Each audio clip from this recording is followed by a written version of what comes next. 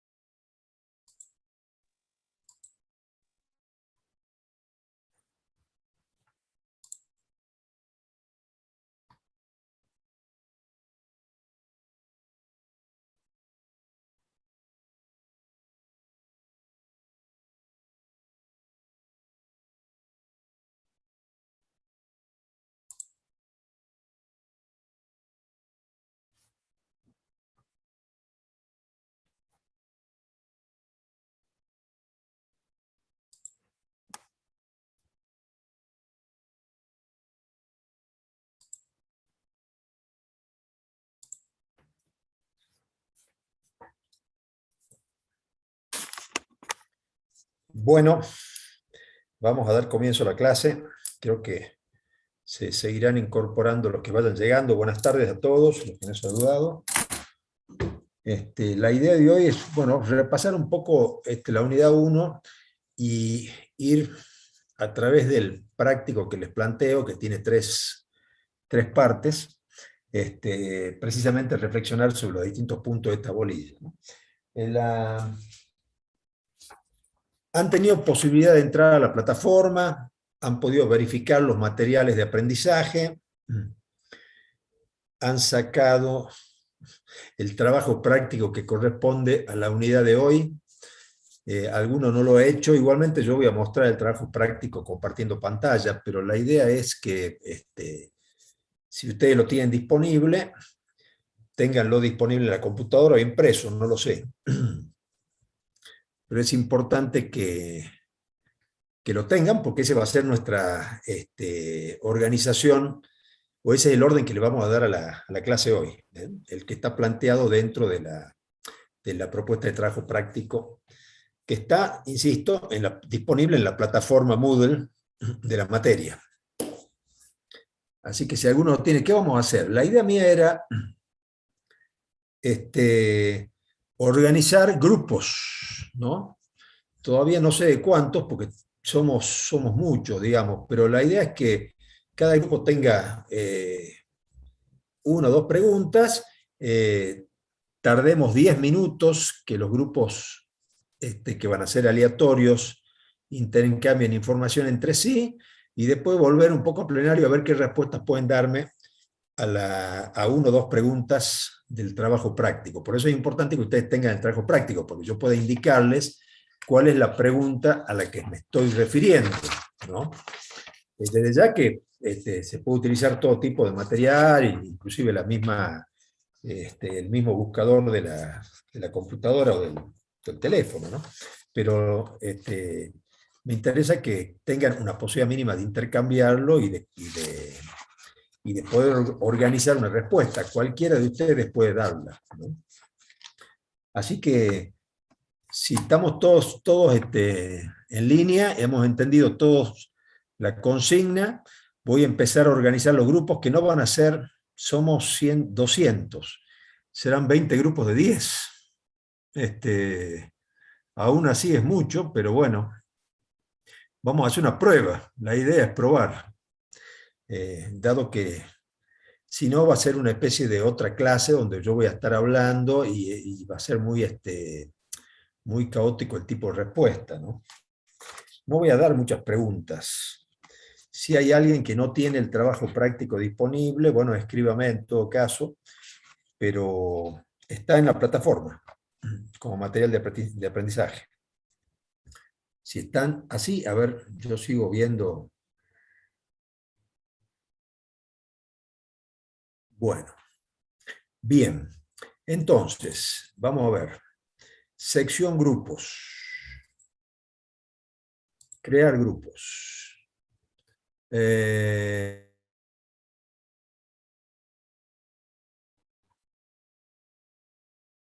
Iniciar todas.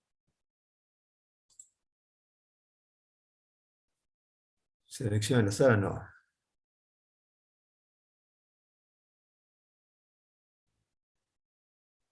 Va a ser más corta el tiempo, porque dice 30 minutos. Cuenta atrás, no, 15, en 15, no, 30 segundos, está bien. Asignar automáticamente, listo. Iniciar todas las tareas. Detengo todas las sesiones, vuelvo. Bien, la idea es esta. Para todos los grupos, yo quiero que todos trabajen en la misma línea de razonamiento. Les decía recién que el práctico está dividido en tres partes, ¿no? Entonces, a todos les voy a hacer la misma pregunta. En la parte A, en la primera parte, me interesa que me respondan la pregunta 2 y 4. No, 2 y 5. En la unidad En el práctico está, en la parte A del trabajo práctico, la pregunta 2 y la pregunta 5. En la pregunta con respuestas abiertas, me interesa la pregunta 8.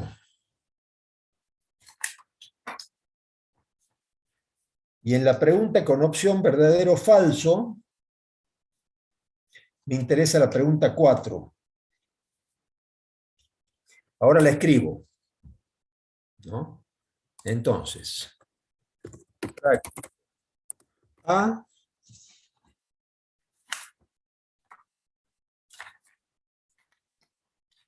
2 y 5. 5. B, 8 y C, 4.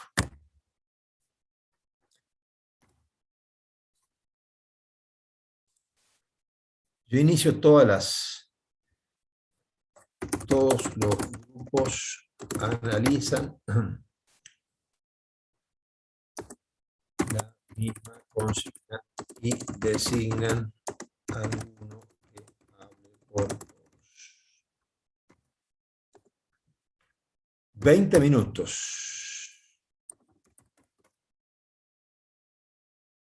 Parece poco, pero no lo es. Iniciamos.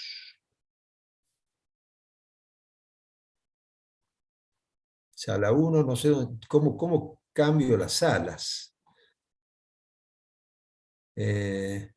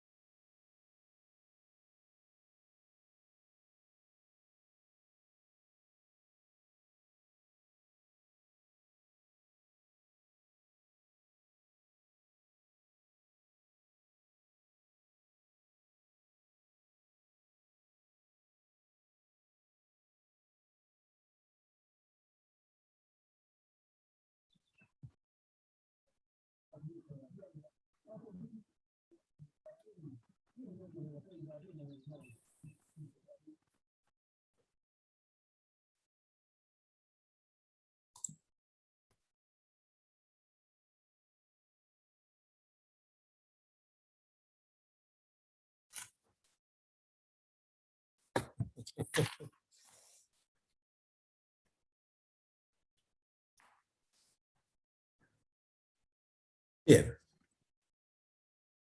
La idea es que sea algo fácil para que podamos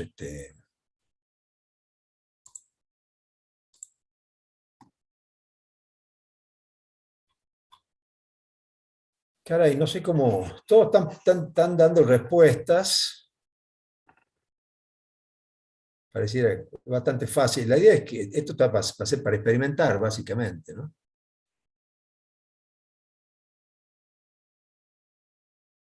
No.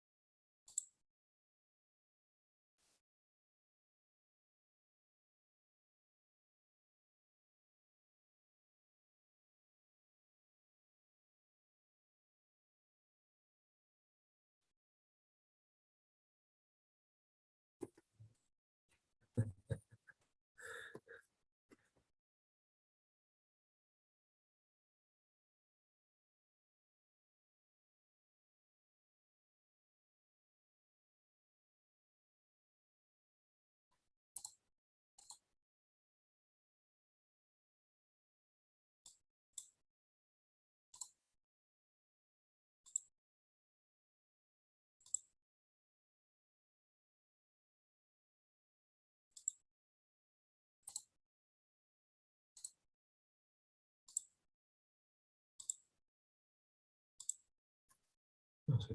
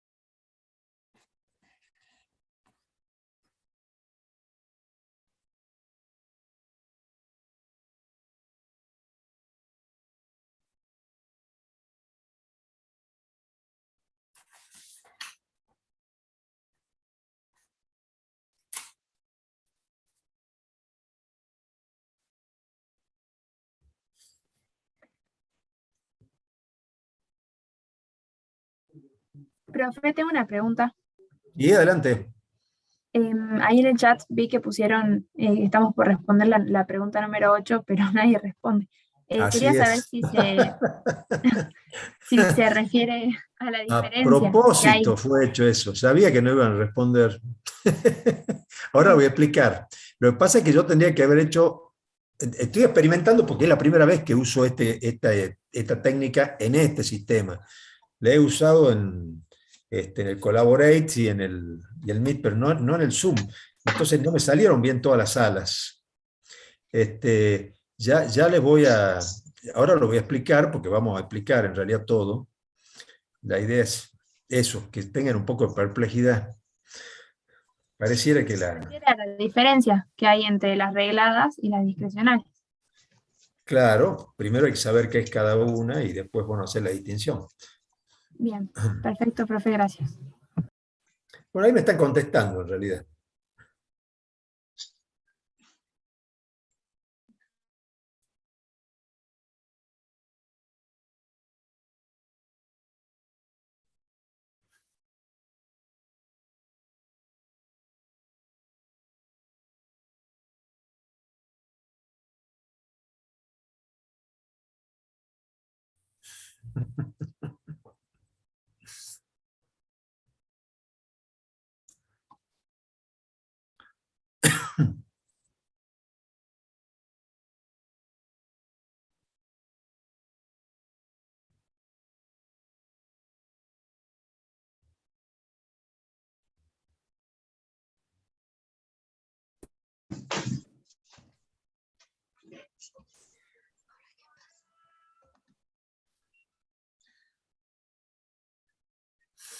No responde, ¿qué le sucede?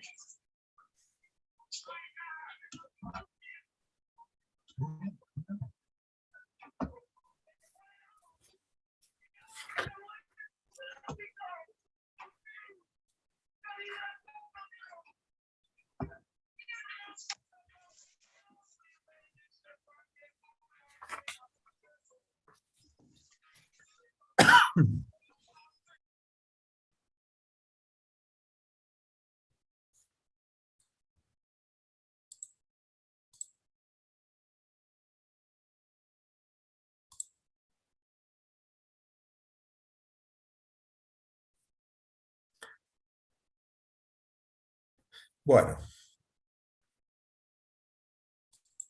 bien.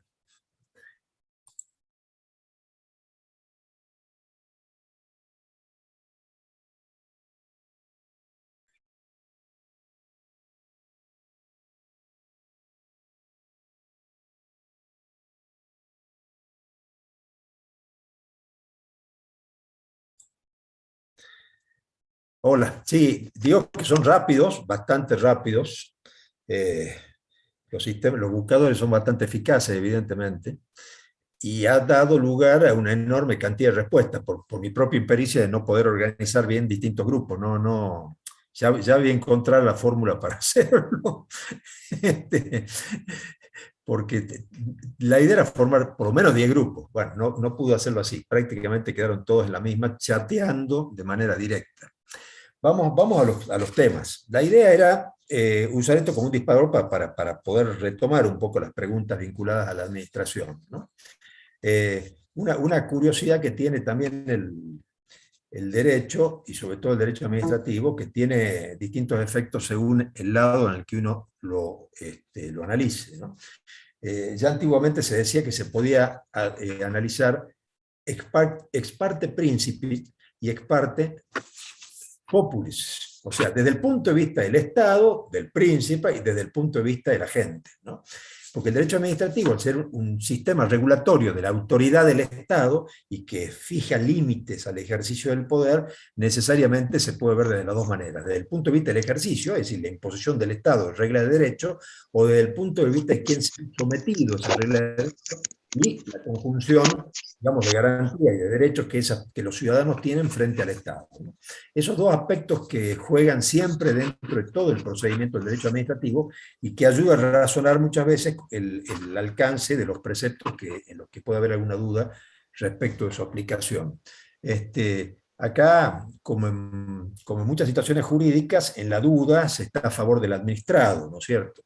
Frente a una cuestión que tenga materia interpretativa, que pueda tener más de un efecto que pueda afectar, digamos, que puede incidir sobre los derechos o alterar los derechos de las personas, en la duda, la interpretación siempre va a tender no tanto a la consolidación del poder, sino a beneficiar al administrado. Este es un principio, el indubio pro operario en materia laboral, el indubio pro favor de Vitoris en materia tributaria, el indubio pro administrado, es decir, son principios jurídicos que ayudan a interpretar la norma. Entonces, toda la regulación estatal y su interpretación se puede ver desde las dos maneras. Generalmente se lo hace así para poder hacer coincidir o conjugar, digamos, distintas vertientes de reflexión sobre la temática y coincidir en un solo sentido para su aplicación, ¿no? Así que bueno, ya voy a aprender más a hacer más grupos, y en la próxima pregunta vamos a tratar de ver si podemos organizarlo mejor. En esta, concretamente, ¿a qué apunto con el tema de las preguntas, ¿no? En primer lugar, ¿qué es lo que ejerce en definitiva la administración como función del Estado? Obviamente, la administración se expresa como una manifestación del poder del Estado, ¿no es cierto?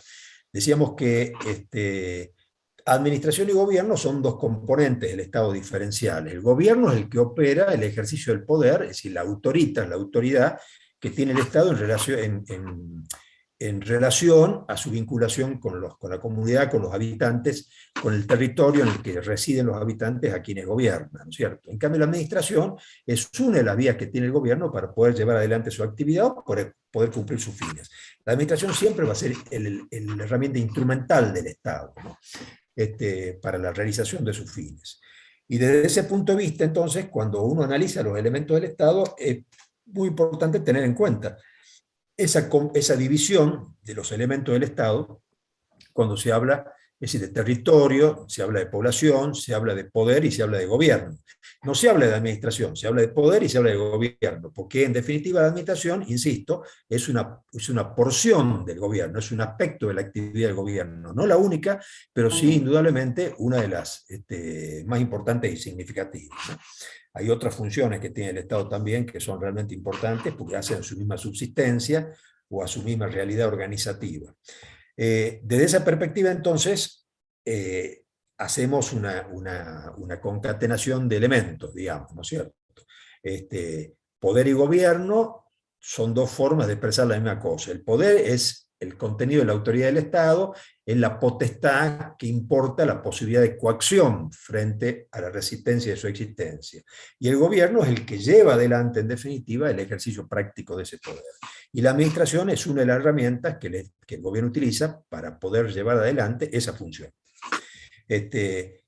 Por eso me interesaba volver sobre el concepto de poder, en definitiva, ¿no? Y después, en el tema de la función administrativa, es porque cuando hablamos de funciones del Estado, no de elementos del Estado, sino de las funciones del Estado, acuérdense que yo les comenté que había, en principio, hay una mirada clásica, ¿no es cierto? Que es, en definitiva, cuáles son las funciones del Estado, bueno, las que hace el Ejecutivo, el Legislativo y el Judicial. Pero cuando hablamos, cuando desagregamos los contenidos de esas funciones, nos damos cuenta que ya esa idea clásica de que el gobierno administra, el legislativo legisla y el Poder Judicial juzga, no es real.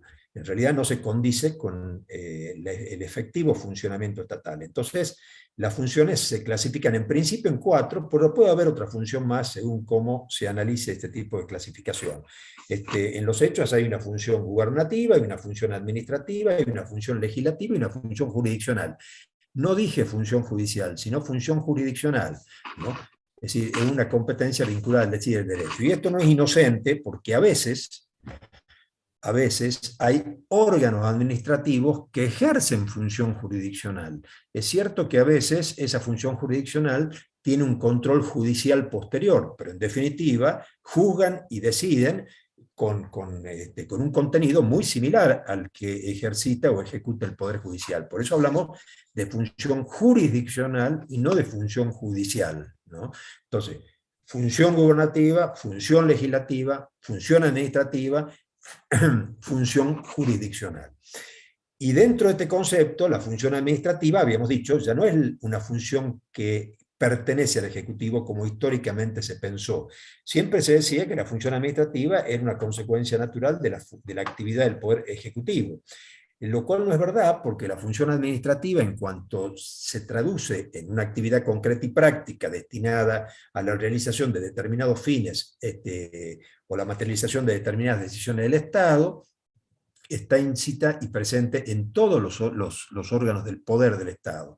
Todos los órganos del poder del Estado ejercen una función administrativa, cada uno con sus características. Está claro que mayoritariamente, cuantitativamente, es el Poder Ejecutivo el que reúne la mayor cantidad de funciones administrativas, pero no exclusivamente es el que ejerce esa función.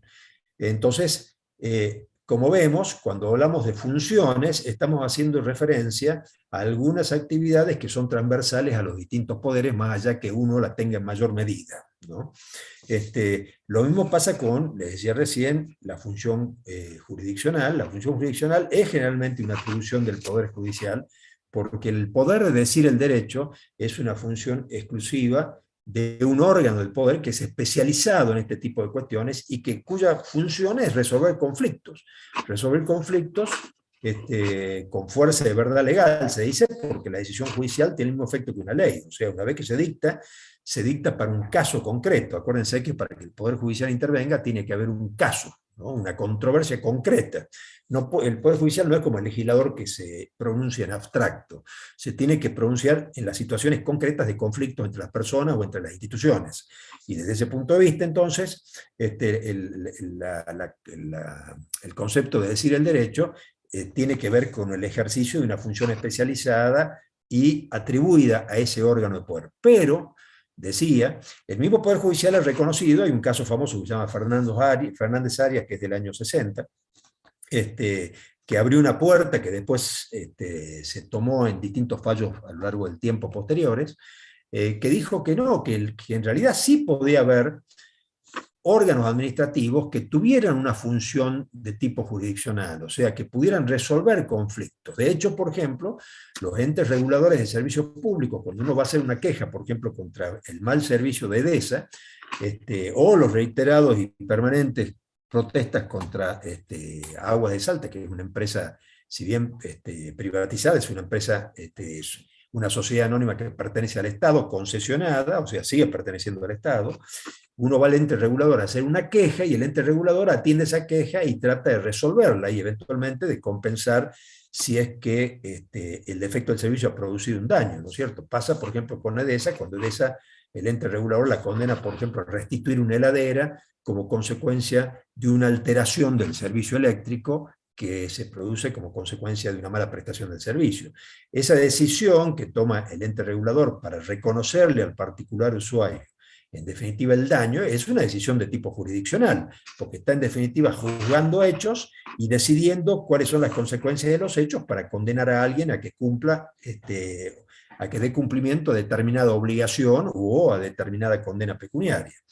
desde ya que los órganos administrativos, para ser reconocidos como tal, van a tener siempre finalmente un control judicial. O sea, yo les decía, cuando hablábamos de esto, que no hay nada en la actividad de la administración que se escape al control judicial cuando el conflicto afecta a los derechos de las personas.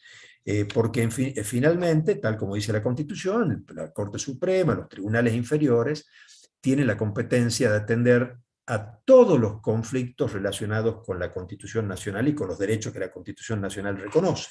Y cuando habla ese artículo, que el 113, de todos los conflictos, de todos los asuntos, dice, son todos, no hay exclusión alguna. Puede haber, como pasa con los tribunales administrativos, como el Tribunal Fiscal de la Nación, por ejemplo, que resuelve cuestiones vinculadas a los derechos tributarios, en los reclamos de las personas contra los entes recaudadores.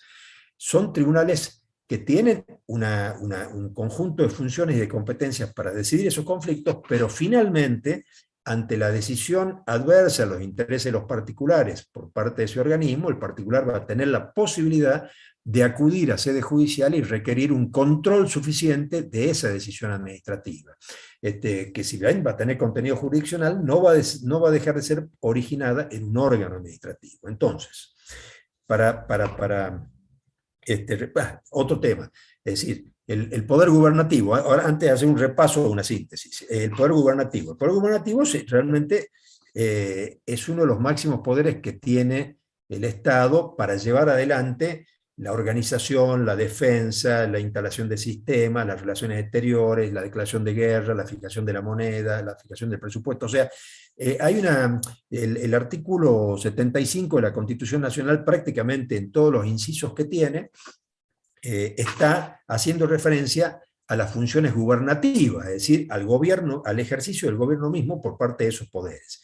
Lo mismo que el artículo 99, que hace referencia a las atribuciones del Ejecutivo. Entonces, significa esto que la función gubernativa, estrictamente, le pertenece en principio a dos órganos del Estado, que son el Poder Ejecutivo y el Poder Legislativo.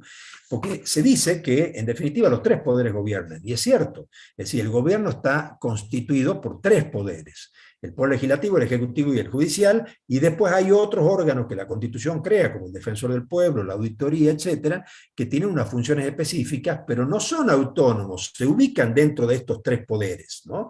El Defensor del Pueblo se ubica dentro del ámbito legislativo, la Auditoría también, la Sindicatura dentro del ámbito del Ejecutivo.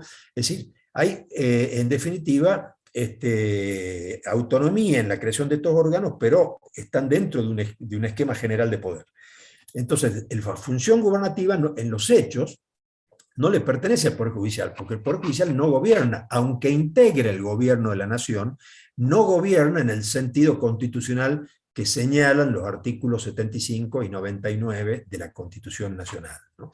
Entonces hay que distinguir esta cuestión, es decir, los tres poderes instituyen el gobierno de la nación, pero la función gubernativa, que también se llama función política o función institucional, la ejercen solo dos de los poderes, el Ejecutivo y el Legislativo, ¿no? Que son los que toman las decisiones más importantes en relación a la existencia, a la sustentabilidad y a la realidad política del país todo, ¿no es cierto?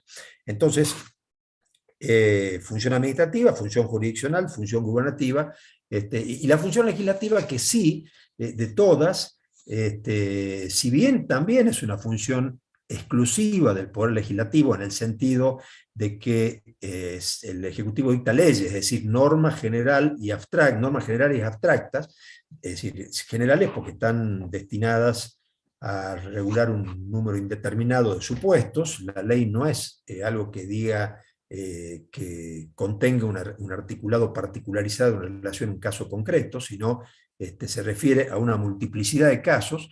Lo mismo desde el punto de vista de la abstracción, o sea, no se sabe exactamente en qué supuesto se va a aplicar solo cuando se produzca el supuesto de hecho que motiva su aplicación. Eso no se sabe antes.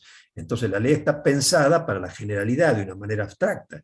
Esa función legislativa de darle carácter general y obligatorio, imperativo a la ley debe ser cumplida, y si no es cumplida, el Estado puede ejercitar coactivamente su fuerza para que sea cumplida.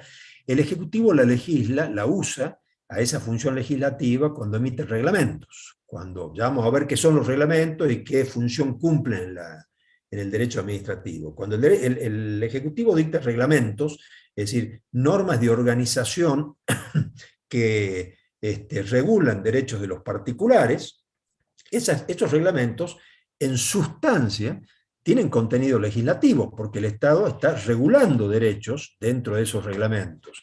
Por supuesto que el reglamento es un escalón inferior a la ley. Si hay una ley que regula la misma materia, va a prevalecer la ley sobre el reglamento.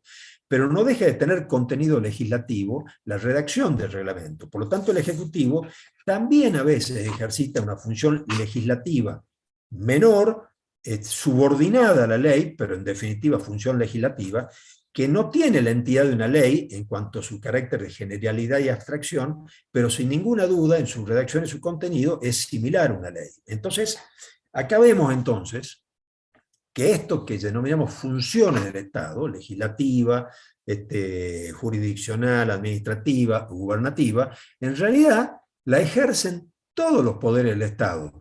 Lo que pasa es que la ejercen en diferente medida, con diferente intensidad y con diferente alcance, depende, en definitiva, de la norma constitucional que habilita esa función. Todas estas funciones están en la Constitución. Ninguna de estas funciones están creadas por ley o son creación del funcionario o del órgano de poder. Están en la Constitución. Todas nacen de la Constitución y por lo tanto se subordinan a la Constitución. Y sobre esto pivotea lo que hemos mencionado al principio, el principio de legalidad, o sea, toda la administración y la actividad administrativa y la actividad gubernativa está subordinada a la ley. En un caso subordinada a la ley formal, emitida por un legislativo, y en otros casos subordinada a la Constitución cuando se trata del ejercicio de la función gubernativa. Entonces, volviendo al tema, es muy importante que esto lo tengan en cuenta cuando se razone, porque muchas de las decisiones del Estado, que después se toman en función de ciertas especialidades, están relacionados con alguna de estas funciones, ¿no es cierto? Esta decisión administrativa, esta decisión del Poder Ejecutivo, ¿qué es?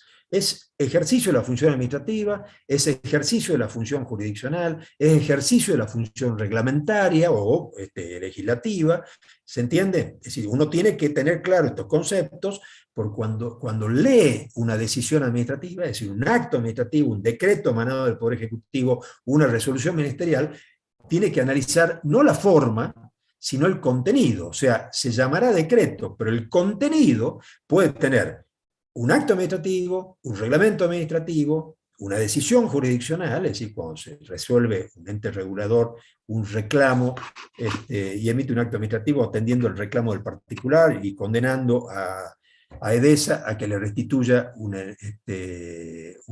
elemento electrónico que se quemó como consecuencia del mal servicio. Es decir, hay una función jurisdiccional. O sea, ¿por qué tenemos que tener claro esto? Porque según sea el tipo de acto, según serán las consecuencias de ese acto y la forma en que se puede controlar. Porque está claro que lo que interesa de esto es que el ciudadano pueda controlar los efectos de ese acto, que no necesariamente implica que el acto de autoridad es válido por provenir de la autoridad, sino porque tiene fundamentos, tiene motivación, tiene razones, ¿no? Y en la palabra motivación me voy a detener un poco porque esto tiene relación con otra pregunta que les hice recién, ¿no? Entonces, bueno, la otra pregunta tiene que ver con las facultades regladas y discrecionales, ¿no? A ver, hace un rato leí que sí, efectivamente, bueno, lo buscaron en Google y lo transcribieron, lo que pasa es que con fundamentos parciales, ¿no es cierto? Efectivamente, ¿cuándo hay una facultad reglada y cuándo hay una facultad discrecional? Esto está relacionado con esto que hablamos ayer de oportunidad, mérito y conveniencia, ¿no? Acuérdense que hacíamos una distinción en estos conceptos, que son conceptos usados permanentemente en la administración. Es decir, oportunidad, este acto se dicta por razones de oportunidad, mérito y conveniencia, ¿no? Si ustedes se ponen, si un día simplemente que estén con un espacio en blanco, ingresan al boletín oficial de la provincia o de la nación, el boletín oficial de la provincia o el boletín oficial de la nación, o el boletín oficial de la universidad, que está disponible para todos están disponibles, pero todos son públicos, todos son accesibles, uno puede ver todas las publicaciones que hace el Estado, que es la existencia de un boletín oficial es un requisito esencial para que las normas tengan su valor. Todas las leyes son válidas recién a partir de su publicación en el boletín oficial. O sea, una norma reglamentaria o una ley formal de la legislatura que no haya sido publicada en el boletín oficial no existe, no es exigible, ¿no? Por eso la importancia del boletín oficial. Si ustedes entran al boletín oficial van a ver una cantidad de decisiones diferentes, van a haber resoluciones, van a haber decisiones administrativas, van a haber decretos, van a haber publicaciones de empresas públicas, es decir, van a haber una cantidad enorme de normativas de distinto origen y carácter, actos administrativos, van a haber de todo. Cada uno de ellos tiene un contenido y una finalidad y una función diferenciada según a qué apunte su contenido. Lo que importa acá es no el formato, sino lo que dice, es decir, el contenido. Y ese contenido va a ser, como les digo, puede ser una decisión de carácter en ejercicio de la función administrativa, en ejercicio de la función jurisdiccional, en ejercicio de la función gubernativa o legislativa, ¿sí? Y entonces, ¿cómo es el tema de las funciones regladas y discrecionales? Bueno, se dice que la función es reglada cuando la norma, sea la ley o el reglamento, predetermina la conducta esperada del funcionario. O sea, la norma le está diciendo al funcionario cómo actuar. Dada cierta circunstancia, tiene que tomar determinado camino o decisión. Como ustedes pueden imaginar, el espectro de actividades en el que el Estado está involucrado es tan grande, tan enorme, que resulta imposible que una norma pueda contener todas las alternativas y sentidos que se le debe dar a la actuación administrativa, ¿no? Imagínense solamente esta división básica, como yo les decía la vez pasada, de los ministerios, ¿no es cierto? Si los ministerios de salud, de educación, de seguridad social, de acción social, de hacienda, de producción, de seguridad, de medio ambiente, etcétera, etcétera, etcétera. Es decir, creo que en Salta en este momento estamos con 17 ministerios, y estoy seguro que, por lo menos yo no conozco a todos los ministros, algunos sé quiénes son, otros no tanto, ¿no? Y a nivel nacional más o menos, hay creo que 21. Pero ya, y a su vez eso, que de cada cabeza ministerial se dividen secretarías, direcciones, dependencias y con distintos tipos de competencia. Imagínense solo el Ministerio de Gobierno, que el Ministerio de Gobierno tiene entre sus competencias las relaciones con la justicia, la conducción del registro civil, la inspección de personas jurídicas. Es decir, hay una cantidad, el boletín oficial del área del Ministerio de Gobierno, bueno, hay una cantidad de funciones que se van desagregando hacia abajo, digamos, ¿no? Entonces, ya con solo pensar en eso, ya ustedes se darán cuenta que ninguna norma puede contener todas las respuestas que el funcionario necesitaría para poder decidir frente a cada cosa que se le presenta, o a cada requerimiento que se le hace, o a cada decisión que tome. Entonces, en principio, esta idea de que la norma predetermina la conducta del funcionario, y que a eso le llamamos facultad reglada, es relativa. Porque entonces ahora decimos que como no puede contener todo, la decisión del funcionario, si bien no encuentra respuesta directa en la norma, sí encuentra una respuesta implícita en la función que él tiene que cumplir. Entonces decimos que las facultades regladas son cuando el funcionario tiene una conducta predeterminada en la norma en forma expresa o razonablemente implícita, ¿no? Es decir, insisto, cuando el funcionario tiene que tomar una decisión y la norma le indica al funcionario el modo o la forma cómo debe comportarse frente a determinados requerimientos, respuesta o decisión, en forma expresa o razonablemente implícita.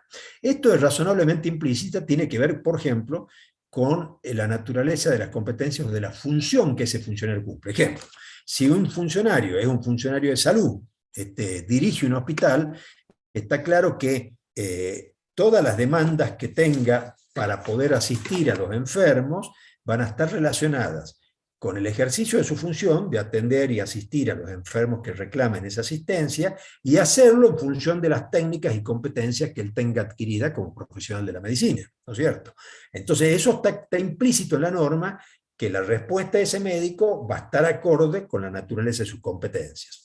Pero eso tampoco alcanza, porque en la realidad, y sucede en la mayor parte de los casos, hay muchísimas situaciones en que el funcionario no va a encontrar ni en la norma expresa, ni en una interpretación tratando de extraer aquello que llamamos contenidos razonablemente implícitas, no va a extraer la respuesta.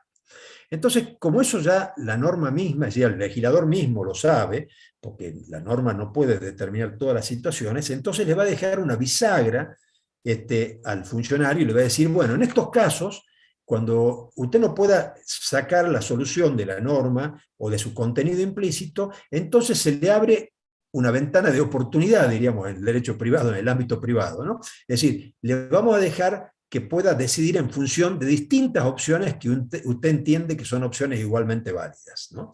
Entonces acá entramos en el campo que llamamos de la discrecionalidad administrativa, ¿no? Es decir, en todos estos espacios donde la norma no puede dar claridad sobre la forma en que el funcionario debe actuar o responder, la norma misma le deja al funcionario un margen de acción para que él interprete, es decir, para que él pueda discernir las distintas opciones que surgen de ese hecho y de esas opciones toma la alternativa que él cree más válida. Bueno, acá se abre, esta norma dice lo que el funcionario tiene que hacer y el funcionario hace lo que dice la norma, no hay que explicar nada, porque la norma ya la explica. Si hay que interpretar para ver si en realidad la cuestión no está clara, pero surge implícitamente del contenido de la norma y de la misión o funciones que cumple ese funcionario, bueno, tampoco quizás haya que explicar mucho, porque quizá la norma misma está indicando el margen de razonamiento para poder entender cuál es el sentido o alcance que tiene en su aplicación. Pero cuando se trata de entrar al campo de la discrecionalidad, es decir, cuando la norma habilita la definición de las distintas alternativas y la elección de entre las alternativas la que el funcionario cree más correcta, pues acá el funcionario para tomar esa decisión tiene que explicar lo que hace, tiene que fundamentarlo en las cuestiones que tiene que decidir. Es decir, acá lo que llamamos fundamento o motivación, la palabra motivación, recuérdenla que la vamos a ver más de una vez, es decir, la palabra motivación, que en definitiva es el fundamento de lo que decide el funcionario, implica que ha ejercitado la discrecionalidad según la habilitación de la misma norma, porque la discrecionalidad no es inventar una competencia o inventar una situación. Toda cuestión, acuérdense, volvemos al mismo tema, principio de legalidad. Todo lo que hace un funcionario tiene que estar sujeto y sometido al principio de legalidad. Es decir, una norma que le está diciendo lo que hacer o lo habilita a hacer en función de su criterio. Pero siempre es la norma, ¿no es cierto? Entonces, aún las funciones discrecionales están sujetas al principio de legalidad. Por eso cuando el funcionario no tiene una respuesta a la norma y tiene que discernir, investigar y razonar sobre cuáles son las opciones que le quedan para poder decidir, y elige una de esas opciones, está actuando de forma discrecional, es decir, está actuando según los criterios que surgen de la lógica, del sentido común, o de las competencias técnicas que tenga ese funcionario, sea un ingeniero, un médico, quien sea, ¿no es cierto?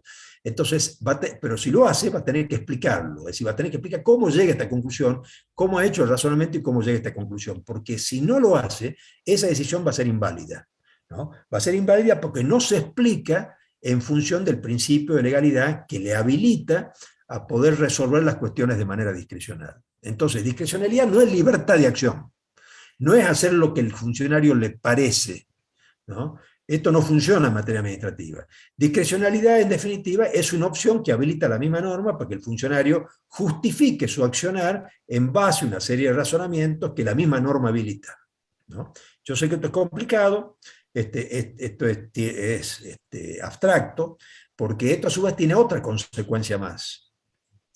La consecuencia adicional es que cuando hay un planteo, supongamos que el funcionario toma la decisión y viene alguien y se la cuestiona, yo estoy imaginando la situación esta de Tartagal con la denuncia a la médica que hizo un aborto, que no lo hizo, que está autorizada, que no sé qué pasó, pero está claro que estamos hablando de un contexto, un campo en donde la profesional toma una decisión de tipo discrecional y ella cree que está bien fundamentada. Bueno, es decir, evidentemente la investigación esclarecerá la cuestión. Pero lo más importante es el fundamento. Si ella tiene claro cuáles son los razonamientos que hizo y la motivación que le dio, y esa motivación está dentro del marco legal habilitante, no va a tener problema. Si eso no es así, si Si tomó de atropello la decisión, bueno, va a haber consecuencias.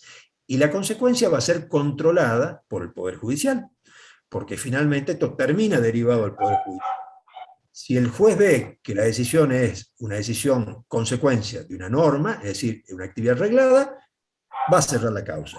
Si ve que es una consecuencia de una decisión de carácter discrecional, va a investigar las motivaciones de la acción. Y según la naturaleza de la motivación, va a resolver en un sentido o en otro. Entonces, las facultades regladas, el control judicial es prácticamente inexistente, porque es el cumplimiento de una misión legal. En las facultades discrecionales, el alcance del control judicial va a estar concentrado en la motivación del acto y eventualmente el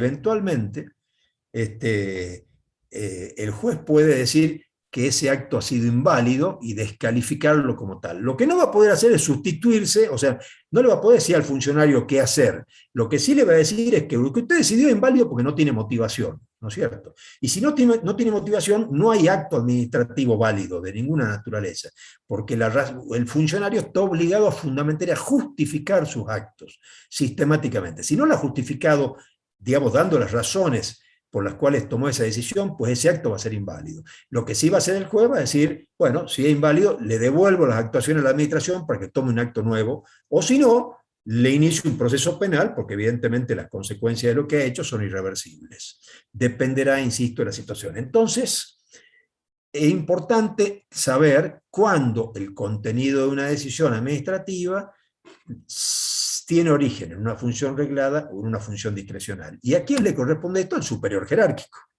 O sea, ¿quién controla en materia administrativa? Siempre, primero, el primer control es el control que tiene como origen la jerarquía, es decir, el superior jerárquico es el que controla el inferior, ¿no? Y cuando eso no funciona, entonces va a controlar el sistema judicial, ¿no? Así que, si no se preocupe por el micrófono, no voy a compartir las cosas de su casa. Bien, cualquier pregunta me la hacen. Yo sé que estas cosas son medio abstractas, pero me detengo porque esto tiene una serie de consecuencias y es materia también, por supuesto, de indagación y de pregunta. Y finalmente, bueno, la otra era en realidad complementaria de la pregunta de la A5, ¿no es cierto? Función administrativa, función administrativa. La función administrativa es exclusiva y excluyente por ejecutivo, ya dijimos que no. Dijimos que en realidad ninguna de las funciones del Estado es exclusiva de ningún poder, que en realidad todos la ejercen en una medida y otra. Algunos, especialmente, por ejemplo, la función legislativa, claramente es una función especializada del poder legislativo, pero el poder ejecutivo la ejerce cuando ejerce la facultad reglamentaria. Ya vamos a ver qué son los reglamentos, ya vamos a avanzar en eso. Pero ya les voy mencionando cosas que van a aparecer después, porque como les dije el primer día cuando empezamos a hablar, todo el derecho administrativo está relacionado. Lo que vemos acá se va a ver en la bolilla 3, en la bolilla 7, y hay preguntas de esas unidades que nos traen a la bolilla 1, y en un examen nosotros preguntamos absolutamente todo en función de ese tipo de relaciones, ¿no? Así que efectivamente la función administrativa no es ni exclusiva ni excluyente del poder ejecutivo, ¿no? Bien, sigamos. Digamos, cuando hablamos del Estado, digamos, habíamos dado una serie de conceptos sobre el Estado, ¿no? En la propuesta de trabajo práctico decíamos, yo les pongo en general, puede decirse que el Estado es un grupo de ciudadanos asentados en un territorio y que tienen poder, un conjunto organizado de hombres que tienen su poder sobre un territorio determinado, la nación jurídicamente organizada, ninguna de las anteriores. Bueno, está claro que la respuesta sería la pregunta B, como bien me lo hicieron saber la gran mayoría de ustedes en el chat. Pero esto ténganlo claro también, porque en definitiva cuando hablamos de Estado hablamos de funciones, está todo, es una simbiosis, ¿no? Entonces, conjunto organizado de hombres, y que el Estado a su vez tiene personalidad jurídica, y esa personalidad jurídica le permite ejercer y expresar su voluntad a través de órganos, la teoría del órgano, ¿no? La importancia de la personalidad jurídica y de las formas en que el Estado manifiesta su voluntad a través de la teoría del órgano, ¿no? Así que ese tipo de de aspectos en esta bolilla son realmente importantes. Estaba viendo las preguntas en esta parte, digamos, en el punto A, y en realidad son preguntas sencillas, en todos los casos las opciones. Hay una sola que, cuya respuesta es ninguna de las anteriores, ¿no? Ustedes pudieron ver dos en realidad, la 5 y la 8, la respuesta es ninguna de las anteriores. La 5 es la que les hice, ¿no es cierto? Con la función administrativa, las 3 opciones que están antes de ninguna de las anteriores son incorrectas, ¿no es cierto? Comprende el dictado de las grandes directrices de orientación política de un país, esa es la función gubernativa, es la que realiza el Poder Ejecutivo, puede ser la administrativa, pero no exclusivamente, es una actividad estatal con límites jurídicos, hablamos de las facultades discrecionales, ninguna de esas es la función administrativa. Pero ya sabemos qué es, actividad concreta, práctica, permanente, acuérdense, ¿no? Función administrativa. ¿Qué es el derecho administrativo? El derecho administrativo es el estudio de la función administrativa y de su control. Ahora, esto lo vemos después, en la otra bolilla, yo ya se los voy anticipando. ¿Sí? Cuando hablamos de definición de derecho administrativo, ¿sí? ¿Qué es el derecho administrativo? Bueno, ahora ya sabemos qué son las funciones del Estado y cuál es la función administrativa. Entonces es más fácil entenderlo. Entonces decimos que el Estado, el derecho administrativo estudia el ejercicio de la función administrativa y de su control, o sea, del control que se ejerce contra el ejercicio de la función administrativa, ¿no? Porque el control es una parte del poder, o sea, no existe poder sin control. Todo poder tiene implícito las herramientas para el control, de tal manera que cuando hablamos de derecho administrativo hablamos de las dos cosas, hablamos del ejercicio de una facultad, de una potestad, de un poder que me impide llevar adelante decisiones, fijar conductas, fijar reglas, pero también estamos hablando del control que tiene el ejercicio de esas funciones, ¿no? Y los órganos del poder están mutuamente controlados, porque al ejercer distintas funciones, cada uno de ellos, a su vez tienen el modo como se van. Bueno, sí, acá me preguntan una cosa que es cierto, es decir, si la respuesta 1 estaría incompleta porque faltaría el ser reconocido internacionalmente. En realidad, esta es una diferencia entre validez y eficacia, ¿no? O sea, es válido el Estado que se organiza en función de estos componentes que hablamos, ¿no es cierto? Población, territorio, poder y gobierno.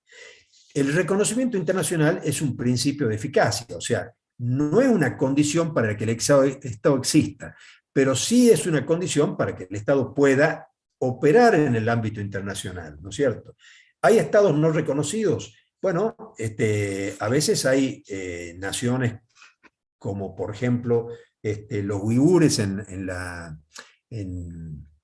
zona de Tailandia, por ejemplo, que son una etnia que tiene un conflicto permanente, es decir, porque está en una zona que linda Tailandia con China y con la India, y entonces hay una cuestión ahí, desde el punto de vista de la existencia de este Estado, que muchos países no han reconocido, pero que sin embargo tiene cierto nivel de autonomía, y entonces a veces se dice que es un Estado, a veces se dice que es una nación a la que le falta Estado, como pudo haberse dicho de los judíos en algún momento, hasta que se instaló el Estado de Israel, pero en definitiva, en principio, el reconocimiento... Sí, perdón, ¿alguien dijo algo? El reconocimiento internacional es un elemento que se necesita para que el Estado pueda operar en el mundo, no para su existencia. Para su existencia se requieren estos 4 requisitos. Digamos, volvamos al tema. Territorio, población, poder y gobierno. Para que el Estado pueda relacionarse, operar, actuar en el mundo, se requiere el reconocimiento internacional, porque si no, ese Estado estaría sujeto permanentemente a un conjunto de tensiones que lo harían en los hechos inviables, ¿no? Así que le agradezco la pregunta, me viene bien para aclararla, ¿no? Efectivamente, o sea, el ser reconocido internacionalmente no es un requisito para la existencia del Estado, pero sí para que pueda operar e insertarse en el mundo. Bueno, volvamos un poco a Y la otra pregunta que decía ninguna de las anteriores era la función legislativa desde el punto de vista procesal se exterioriza a través de contratos, actos o sentencias, ninguna de las anteriores, ¿no es cierto? O sea, la función legislativa, por eso cuando hablamos de función legislativa, vale también la aclaración, cuando hablamos de función legislativa, siempre decimos ley en sentido formal o ley en sentido material, ¿no es cierto?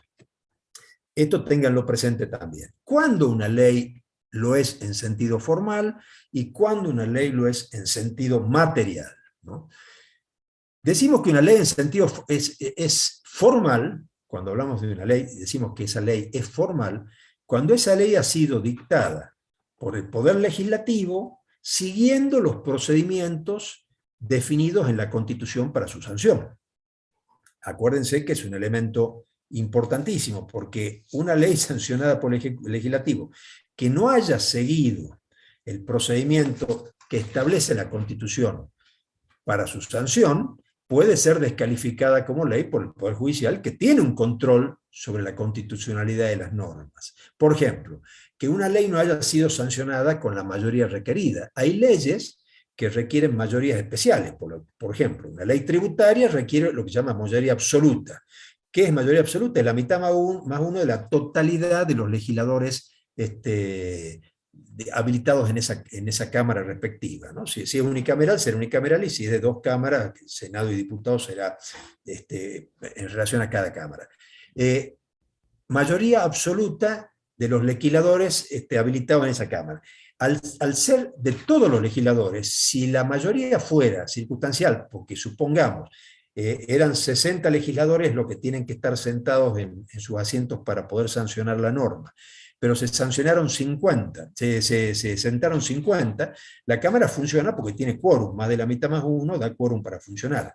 Pero no puede sancionar, si la ley que se aprueba por la mitad más uno de los legisladores presentes, no estamos hablando entonces de la mayoría absoluta de la totalidad de los legisladores, porque si son 60, la mayoría absoluta de la totalidad de los legisladores es 31.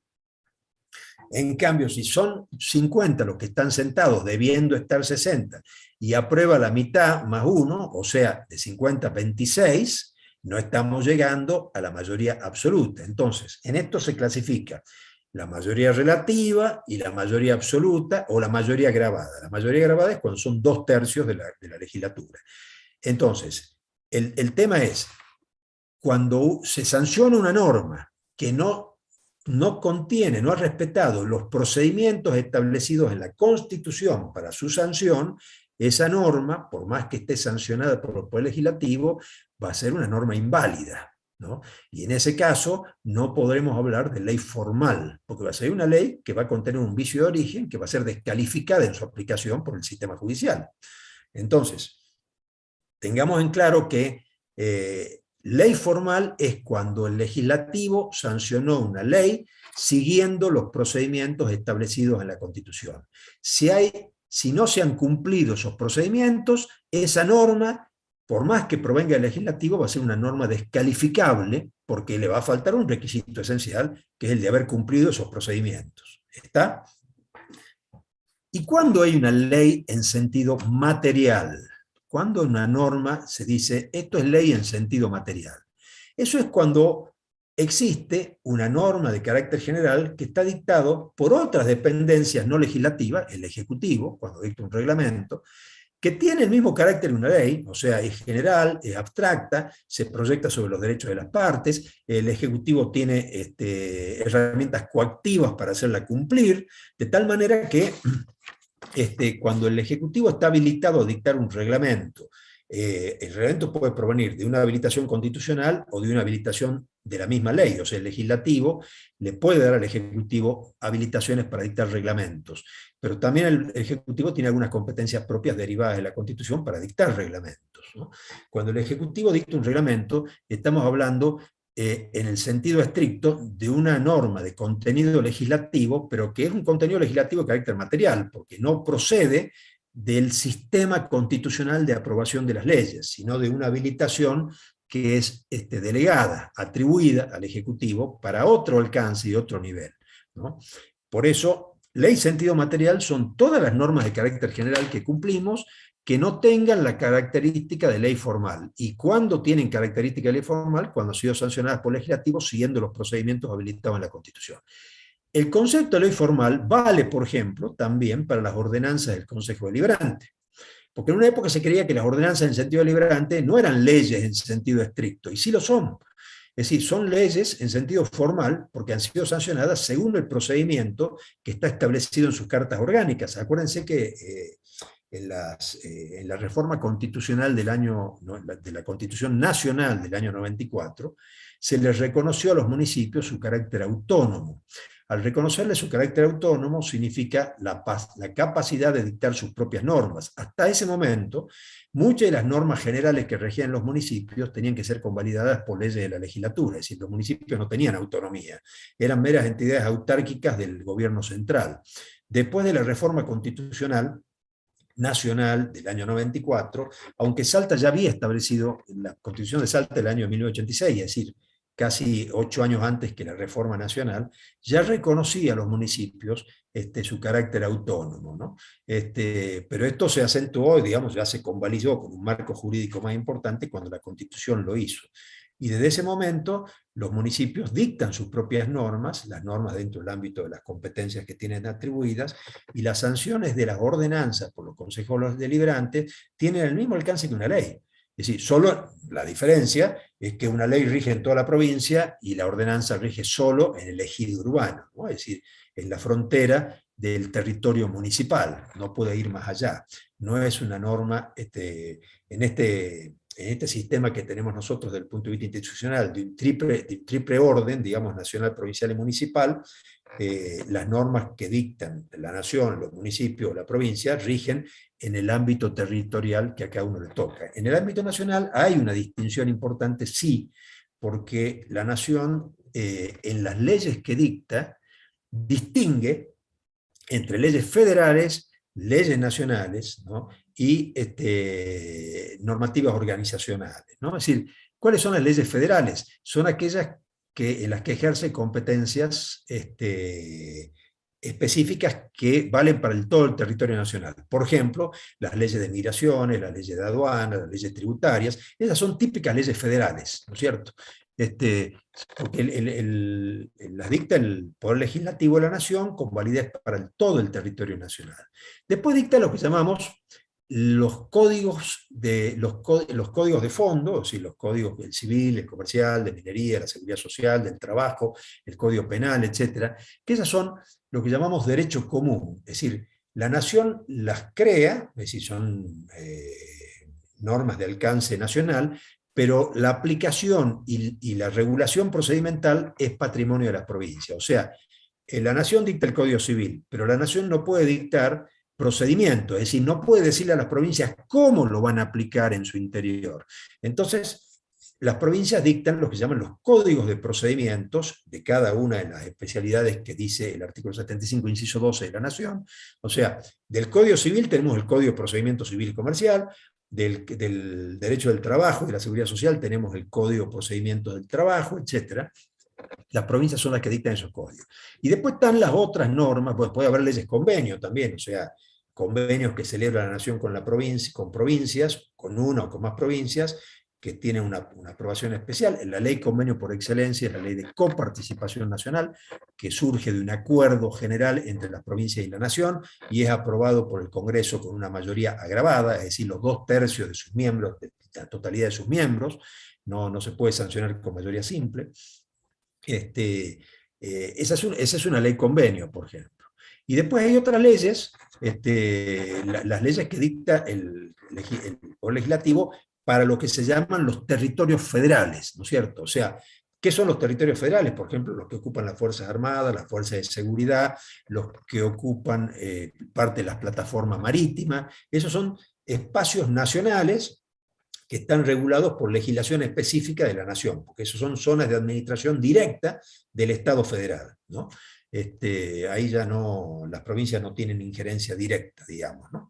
Lo que va más allá de la plataforma marítima, por ejemplo, o en los establecimientos federales. Si acá tenemos muchos establecimientos federales, es decir, cada oficina nacional que tiene la ANSES, por ejemplo, es una oficina federal, por ejemplo, ¿no?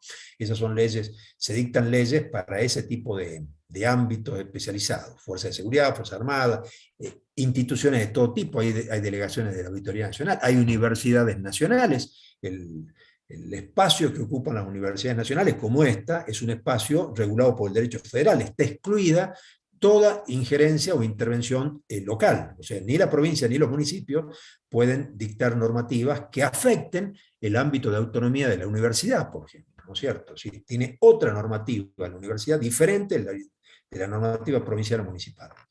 Así que el campo legislativo es un campo bastante amplio, ¿no?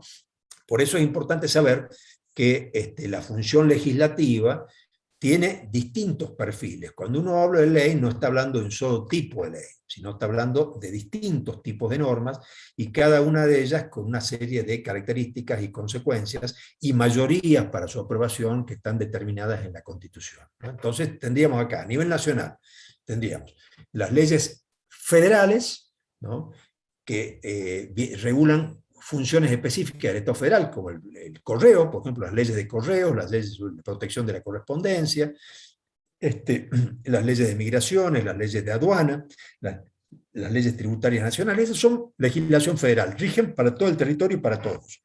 Las leyes vinculadas al derecho común, es decir, las leyes que se consideran nacionales, de leyes que tienden a establecer los derechos de las personas en cada uno de los campos en que la persona actúa o se relaciona, es decir, campo civil, comercial, laboral, etcétera, etcétera.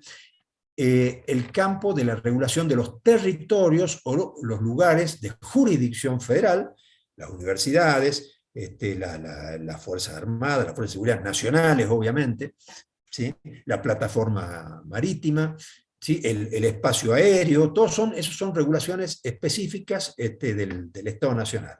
Y después tiene leyes convenios, como por ejemplo la más importante, sin duda, la de la coparticipación federal.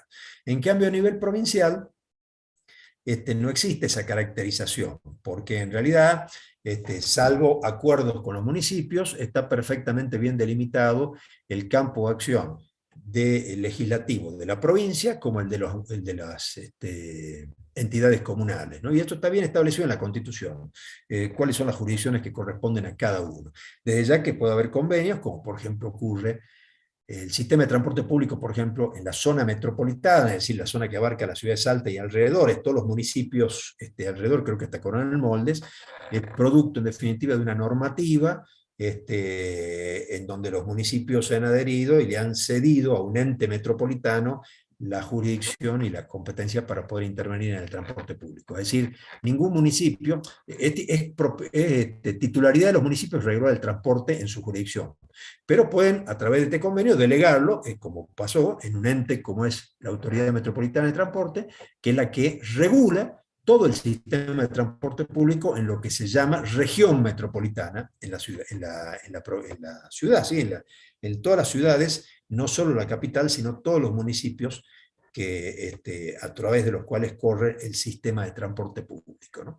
Así que ahí tenemos campos de competencia distintos. En general, la provincia tiene un campo definido y el municipio también. Así que la función legislativa, la pregunta viene así, aunque es una pregunta corta diciendo que se exterioriza a través de estas opciones que damos, en realidad el fondo es tratar de reflexionar sobre qué alcance tiene efectivamente la función legislativa a nivel nacional, provincial o municipal, ¿no? Acá nuevamente les planteo también el tema de qué es administración, ¿no? Acuérdense, este concepto lo tienen que tener siempre presente. Si una cosa es función administrativa, acuérdense que administrar, esto no sé si se los dije ayer y ahora no me acuerdo bien, ¿qué es administrar? ¿No? Administrare. Es una locución latina que se disocia en dos partes. Ad, a, y administrar es servir, ¿no es cierto? Administrar significa servir. Entonces, en la etimología sería servir a. Todo lo que es la administración es servicio, es servir a. Por lo tanto, cuando hablamos de administración, hablamos de una estructura de servicios hacia la comunidad, cuando es el Estado, ¿no es cierto?, el que tiene a su cargo la administración. Y en ese sentido, el servirá desde el Estado implica el ejercicio de una multiplicidad de competencias, de funciones, de actividades. Pero dentro de ese administrar, tenemos que definir lo que es la función administrativa. Y la función administrativa, que tiene implícita esta idea del servirá, es una actividad. O sea, cuando dice, ¿qué es una función administrativa? Es difícil definirla. Pero por eso, porque es difícil definirla, se ha optado por una descripción. Entonces, ¿qué es una actividad? Una actividad concreta, práctica, permanente. ¿Para qué? Para realizar los fines de la administración, ¿no? O sea, por eso les digo, como les dije hace un ratito, es instrumental. El sistema, todo el derecho administrativo, toda la regulación administrativa es instrumental en relación al cumplimiento de los fines del Estado. Por eso es actividad concreta, práctica, permanente, ¿no? Eso es lo que es. ¿Y para qué sirve? Para la realización de los fines de la administración, ¿no? O los fines públicos, o los intereses públicos, como quieran calificarlo, ¿no?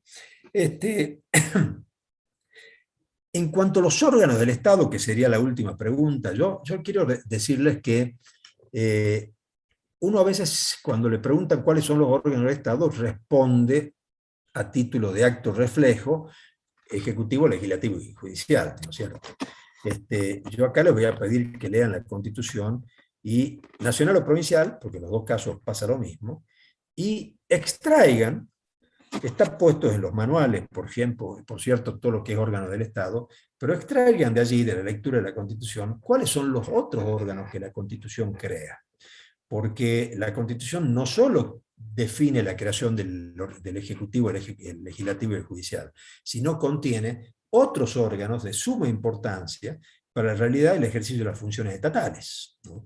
Y desde ese punto de vista, ustedes tienen que saber, porque estos órganos tienen diferentes misiones y finalidades, y desde esa perspectiva ustedes la tienen que conocer. Nosotros disociamos órgano de función, función administrativa, legislativa, jurisdiccional y administrativa. Órganos, bueno, ejecutivo, legislativo y judicial, más los demás órganos que crea la Constitución. Y entonces tenemos que ver de qué manera atribuimos estas funciones, relacionamos estas funciones con estos órganos, ¿no? Así que eso les pido que lo lean ustedes, ¿no?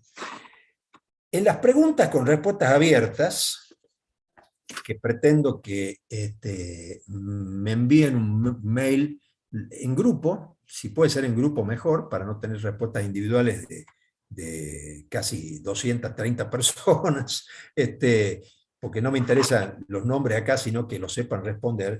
Me gustaría que me hagan con 2 preguntas, elíjanlas ustedes, me hagan un mail y respondiéndome a estas preguntas con respuestas abiertas, porque me interesa saber de qué manera ustedes razonan sobre estos conceptos. O sea, van a ir seguramente al manual o al buscador y le van a sacar la definición. A mí eso me va a dar una pauta. O me van a explicar en no más de 3 líneas, porque no quiero que sean más de 3 líneas, la respuesta que me tienen que dar en qué consiste esta pregunta, ¿no es cierto? No quiero que me hagan una tesis. Necesito 3 líneas, nada más, para que me den la pauta si entienden o no la naturaleza de la pregunta o del contenido de la pregunta. Y no más de 2, ¿no? Así que esto sí se los dejo como tarea para el hogar, ¿no? La mayoría seguramente lo va a pasar de largo. Nosotros tenemos exámenes parciales, pero siempre es bueno que yo pueda, sí, ahora explico lo que es ley material de nuevo. Es bueno que yo pueda saber antes de tiempo, antes que lleguemos al parcial, si efectivamente hay una dificultad de comprensión o en el modo como se explica alguna de las respuestas a estos disparadores que son preguntas con respuestas abiertas. Ahora acá me están preguntando 2 preguntas, sí, nada más que 2, cualquiera. Son 18, creo, son 18 preguntas, así que tienen pelejì como dulce de leche. Esto se refiere a la unidad 1, así que está todo contenido allí. Ustedes tienen material en la página, la bibliografía, hay un Gordillo, por ejemplo, Agustín Gordillo, que tiene el Tratado de Derecho Administrativo, tiene los libros directamente disponibles en Internet. Uno pone cualquier tema de Gordillo, en el caso preguntemos función administrativa, Gordillo, y le va a salir la página correspondiente del manual para que lo puedan leer. Verdaderamente es una obra muy importante, es muy buena, es clara, es fácil de leer, y abarca es decir, desde ya mucho más de lo que nosotros estudiamos en esta materia en el ámbito de la carrera de las ciencias económicas, pero sí es importante, si ustedes tienen un contacto con ese texto, que ustedes tengan la posibilidad de leerlo, porque Bordillo razona como si estuviera razonando en un diálogo con otra persona. Es realmente muy bueno, ¿no? Ya les digo los parciales enseguida. Ahora, me preguntaban nuevamente el tema de la ley en sentido material. Bien, repito este concepto, porque es un concepto que nosotros preguntamos en los exámenes, ¿no? Cuando nos toca. Acuérdense que este año, en este cuatrimestre, mejor dicho, ya tenemos habilitada parcialmente la posibilidad de tomar evaluaciones presenciales, ¿no? Y la cátedra tiene la idea de solicitar autorización con protocolo para realizar una evaluación parcial presencial. No sé si vamos a llegar para la fecha, ¿no? Es decir, pero puede que sí, porque estamos hablando de octubre. Ahora les pongo acá en el chat la fecha de los parciales. Volvamos al tema, entonces. Ley en sentido formal es la ley que sanciona el Congreso de la Nación o la legislatura o el Consejo Deliberante siguiendo los procedimientos establecidos en la Constitución. La ley, el procedimiento para la sanción de una ley está expresamente establecida en la Constitución Nacional o en la provincial. Hablemos de la nacional. Cuando ustedes abran la Constitución van a ver procedimiento para la sanción de las leyes. Es un capítulo específico que le dice al Congreso de la Nación cómo debe actuar, ¿no? Cómo debe proceder para sancionar una ley en sentido formal. Entonces, se reúne una Cámara que toma la iniciativa, la norma que está aprobada en esta Cámara pasa a la siguiente, que es la Cámara Revisora. Esa Cámara Revisora puede aprobar lo que vino de la otra Cámara o puede reformarlo, por lo tanto lo vuelve para a su vez la Cámara que tuvo la iniciativa revise lo que la otra le corrigió. Bueno, hay un procedimiento. Y a ese procedimiento se le suman las mayorías. No todas las leyes se sancionan con la misma mayoría. Las mayorías se aprueban por mayoría simple, es decir, por la cantidad de legisladores presentes en el momento de la sesión. Pero hay normas, algunas normas especiales, que requieren mayorías de mayoría absoluta o mayoría agravada de 2/3. En esos casos tiene que respetarse la mayoría. Entonces, ley en sentido formal, ley sancionada por el Congreso, siguiendo los procedimientos establecidos en la Constitución. Ley en sentido formal es cuando una norma es dictada por otro tipo de organismos, por ejemplo, el Poder Judicial dicta reglamentos, por ejemplo, para su organización interna. Esos reglamentos son legislativos, o sea, contienen todo un conjunto de normas que el personal tiene que aceptar y acatar, ¿no es cierto? No solo se les reconocen derechos, licencias, horario, etcétera, sino también un conjunto de dispositivos vinculados a la misma organización del Poder Judicial, cómo se distribuye el personal, de quién depende, qué jerarquía va a tener, la progresión en la carrera administrativa, etcétera, ¿no? Es decir, los reglamentos dictados por órganos ejecutivos tienen contenido legislativo, aunque no son leyes en sentido formal, y por tanto son tan exigibles como una ley en el ámbito en el que se aplican. Esas son leyes en sentido material. Ley en sentido material es toda normativa que no ha sido sancionada por el Poder Legislativo siguiendo los procedimientos constitucionales. En general, normas dictadas con el nombre de reglamentos por los departamentos ejecutivos, municipales o provinciales, o la misma nación, el mismo Poder Ejecutivo Nacional, ¿sí? Ley en sentido formal, ley en sentido material. Ambas son exigibles, ambas se publican en el boletín oficial, ambas tienen herramientas coactivas para hacerlas cumplir, pero tienen distinto alcance. Y desde ya que las normas en sentido material tienen un rango inferior a las leyes en sentido formal. Hay una subordinación de una respecto de otra, sobre todo cuando se trata del mismo tema. Hay veces que los reglamentos regulan cuestiones que no están reguladas en las leyes, ¿no es cierto? Son espacios autónomos de regulación. Y otras veces los reglamentos se dictan en cumplimiento de ciertas habilitaciones legales. En todo caso, siempre van a tener un rango inferior a la ley y van a estar sancionados por, en general, los órganos ejecutivos, ¿no? Los departamentos ejecutivos, las personas jurídicas descentralizadas. Les Les pongo acá, creo que ya acabo de ver la fecha de los parciales. Efectivamente, primer parcial, 20 de octubre.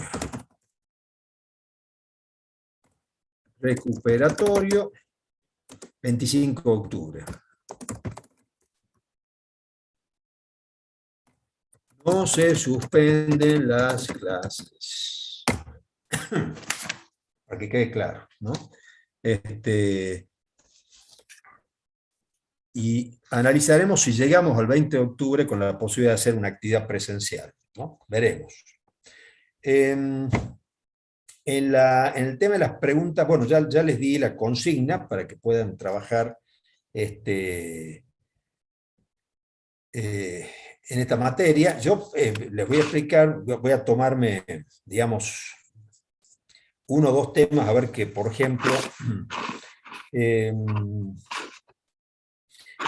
acá, la pregunta 13, por ejemplo, las funciones de gobernar, administrar, legislar y juzgar, ¿se pueden transferir entre los distintos órganos de Estado sin limitación alguna? Bueno, acá entramos en un tema esencial para lo que llamamos Estado de Derecho, ¿no es cierto? ¿Cuál es el concepto de Estado de Derecho? ¿No es cierto? La explicación más sencilla, para no ir por la vía compleja, es que el Estado se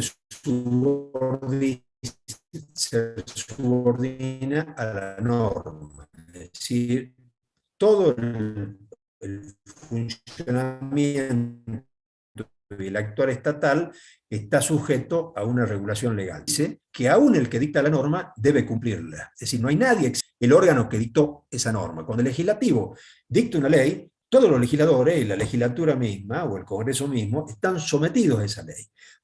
De tal manera que esta primera regla, de que nadie se exime del cumplimiento de la ley y que es consecuencia del principio de legalidad, es decir, que todo el actuar del Estado y el actuar de la administración está sujeto al que se transforma en una atribución estricta en relación al órgano que la tiene habilitada. Es decir, cada uno de los órganos que tiene habilitada una función no la puede transferir a otro. Por eso la división de poderes es esencial en un Estado de Derecho. Pero como dijimos hace un rato, las funciones estatales a veces se ejercen por los distintos poderes de una manera diferente, pero se ejercen por los distintos poderes, ¿no?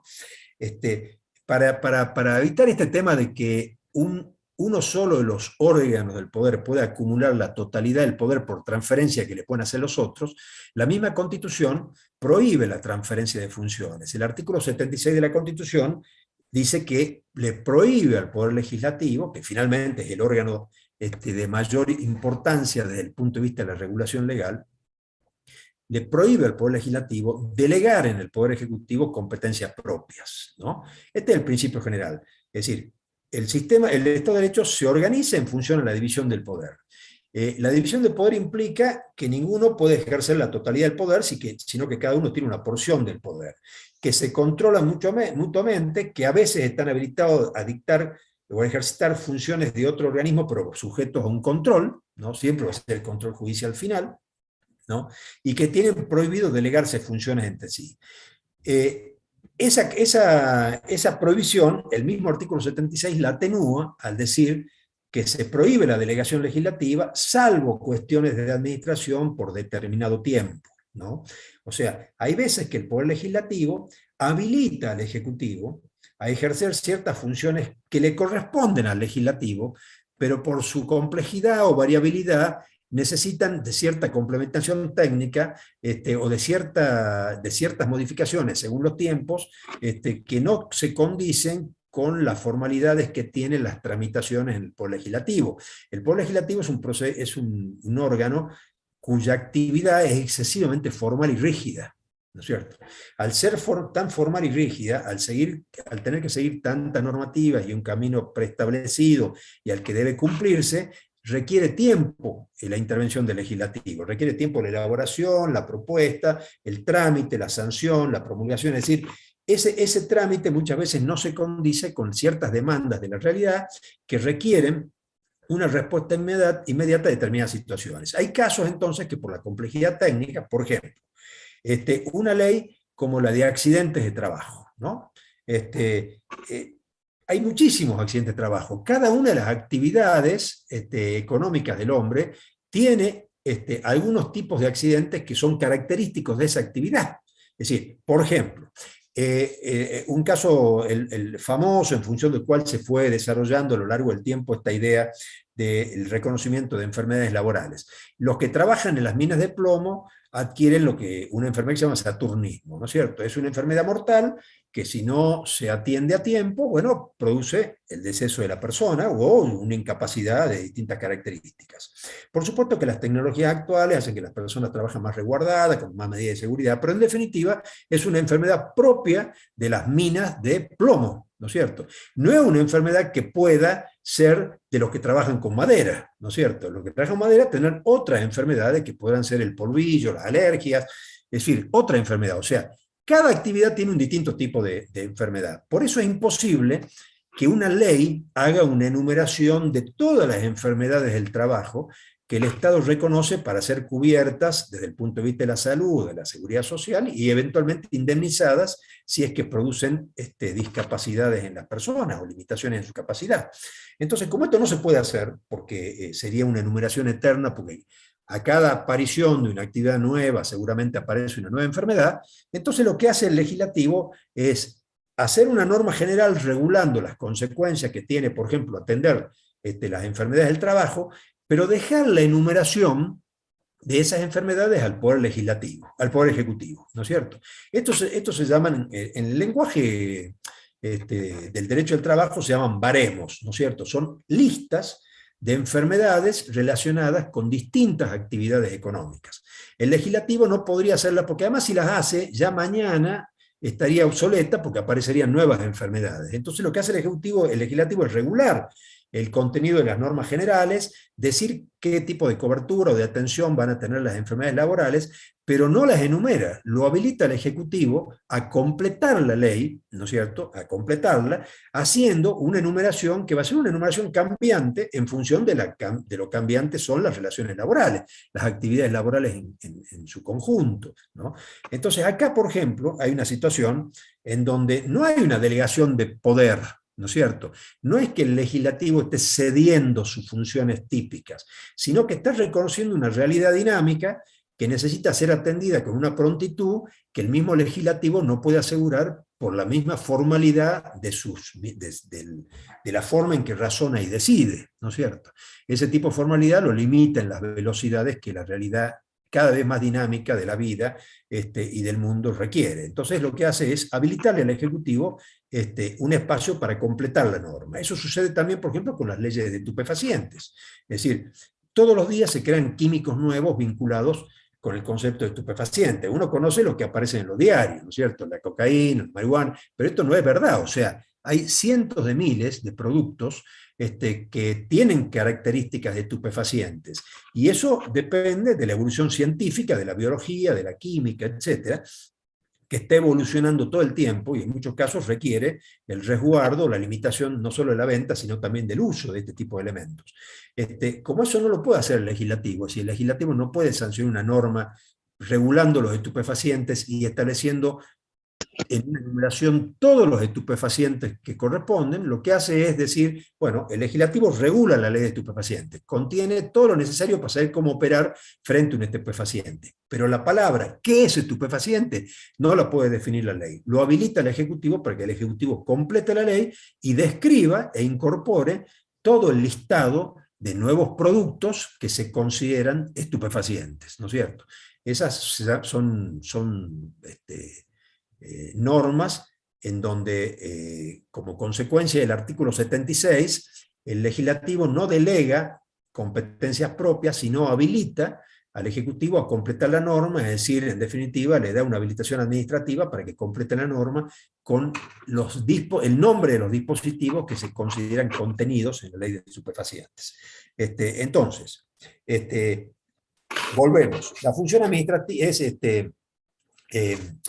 las funciones de gobernar, administrar, legislar y jugar, ¿se pueden transferir? No. No se transfieren entre los órganos del poder. Sin ninguna duda no pueden, porque está expresamente prohibido. Pero sí, aspectos especiales de las normas se pueden pueden generar que se habilite al Ejecutivo a completar la norma describiendo, fundamentando o incorporando elementos para que la norma sea inteligible y aplicable en la realidad, ¿no es cierto? Desde ya que hay funciones que ejercen más de un órgano. Cuando, por ejemplo, hablamos de que el Ejecutivo dicta el estado de sitio en un territorio, en una parte del territorio nacional o en alguna provincia, ¿no es cierto?, debe intervenir después el Poder Legislativo para convalidar el estado de sitio. Si no lo convalida, el estado de sitio va a dejar de tener efecto, ¿no es cierto? Valdrá mientras duró, pero lo cierto es que necesita la intervención del Congreso. La declaración de guerra necesita la intervención de los dos. La fijación de la moneda, la sanción del presupuesto, que es un acto político de enorme envergadura para el funcionamiento de la nación, tiene una iniciativa en la Cámara de Diputados, pero la presentación del proyecto de presupuesto, la iniciativa es del Ejecutivo. Es decir, el Congreso no puede tomar la iniciación del presupuesto de la Nación, necesita que el Ejecutivo lo habilite con su iniciativa, y después, por supuesto, el Congreso va a intervenir y va a poder modificar los rubros, eventualmente darle otro alcance. Lo que no puede es iniciar el tratamiento si el Ejecutivo no lo habilita. O sea, estamos hablando de funciones de carácter gubernativo, político, institucional, que van a ejercer los dos órganos, el Ejecutivo y el Legislativo, ¿no es cierto? Lo mismo pasa con los tratados, es decir, la celebración de tratados es una iniciativa del Ejecutivo. El Ejecutivo negocia con otros estados, o en los tratados interprovinciales con las provincias, toma la iniciativa, define el contenido, y después, una vez que el tratado es acordado, lo remite para su aprobación al Congreso de la Nación, que lo tiene que aprobar con una mayoría grabada, según el tipo de tratado. Un tratado de derechos humanos necesita la mayoría absoluta de los miembros de cada Cámara, por ejemplo, ¿no? Entonces, en los hechos hay muchas funciones de carácter gubernativa en la que se necesita imperativamente la presencia y la intervención de estos dos órganos, como son el Ejecutivo y el Legislativo, ¿no?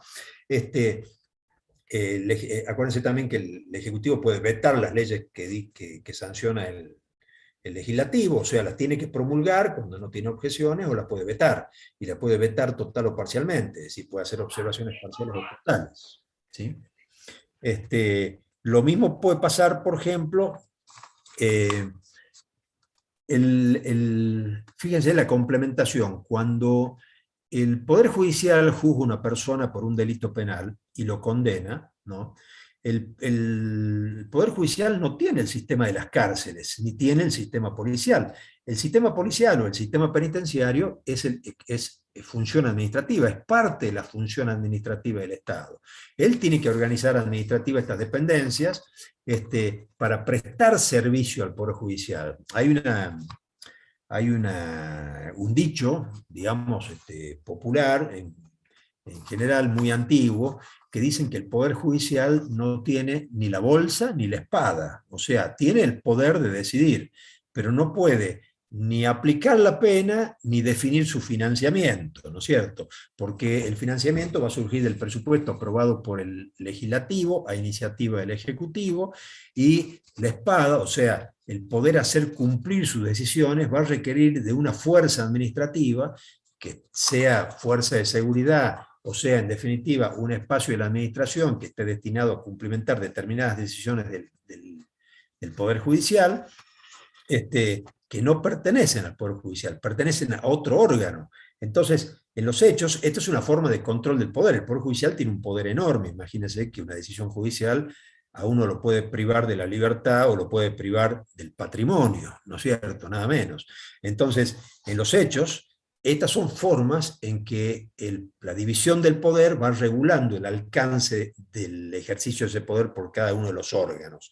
Por eso la pregunta esta de las funciones de gobernar, administrar, legislar y juzgar, ¿se pueden transferir entre los distintos órganos del Estado sin limitación alguna? No, no se pueden transferir. Es decir, las funciones son propias de cada órgano, pero para el cumplimiento de determinadas decisiones de un órgano se requiere necesariamente la complementariedad de otros, ¿no es cierto? Esta sería la respuesta correcta.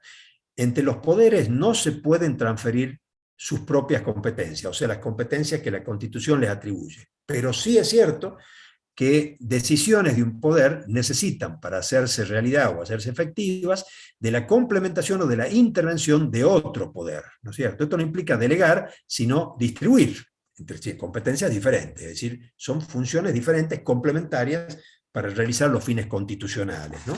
Esto, tengan en cuenta entonces que cuando hablamos de división de poderes, estamos hablando de un conjunto de división funcional, donde a cada uno se le da un conjunto de atribuciones, a veces que, digamos, el mismo tipo de funciones ejercido por distintos órganos, pero finalmente en todos los casos siempre va a haber coordinación, complementariedad y control mutuo.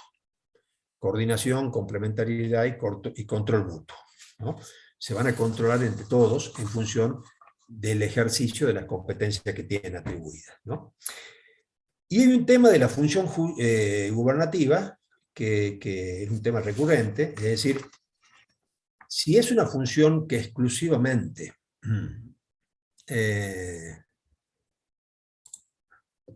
primer parcial hasta la unidad 6, ¿no?